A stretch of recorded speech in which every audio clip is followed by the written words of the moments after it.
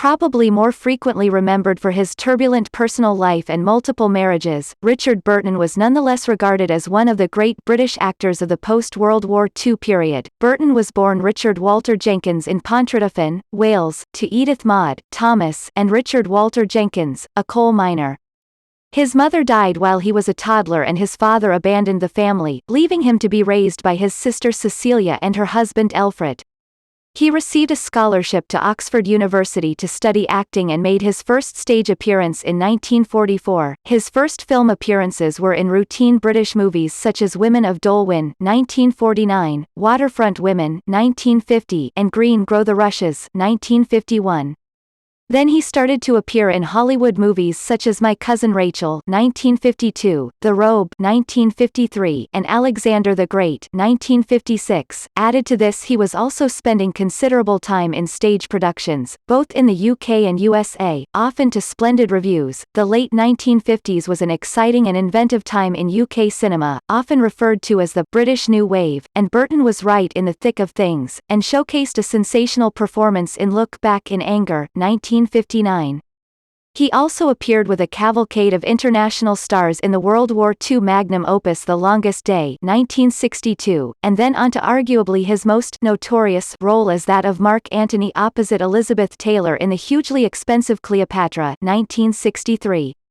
This was, of course, the film that kick-started their fiery and passionate romance, plus 2 marriages, and the two of them appeared in several productions over the next few years, including The VIPs (1963), The Sandpiper (1965), The Dynamic Who's Afraid of Virginia Woolf (1966), and The Taming of the Shrew (1967), as well as box office flops like The Comedians (1967), Dr. Faustus and The Disastrous Boom However, Burton was often better when he was off on his own, giving higher caliber performances, such as those in Beckett (1964), the film adaptation of the Tennessee Williams play The Night of the Iguana (1964), the brilliant espionage thriller The Spy Who Came in from the Cold (1965), and alongside Clint Eastwood in the World War II action-adventure film Where Eagles Dare (1968). His audience appeal began to decline somewhat by the end of the 1960s as fans turned to younger, more virile male stars. However, Burton was superb in Anne of the Thousand Days (1969) as King Henry VIII.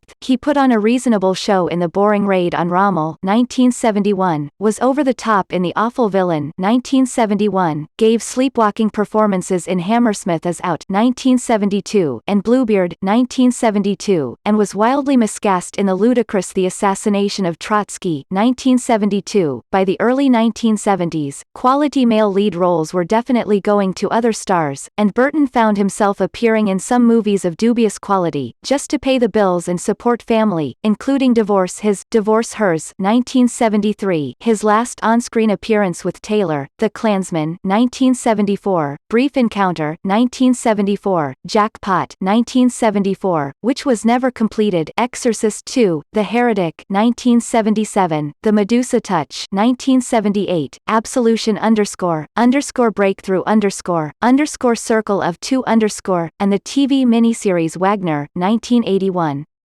However, he won another Oscar nomination for his excellent performance as a concerned psychiatrist in Equus 1977. He appeared with fellow acting icons Richard Harris and Roger Moore in The Wild Geese 1978, about mercenaries in South Africa, and whilst the film had a modest initial run, over the past 35 years it has picked up quite a cult following. His final performances were as the sinister O'Brien in 1984, in which he won good reviews, and in the TV miniseries Ellis Island 1984.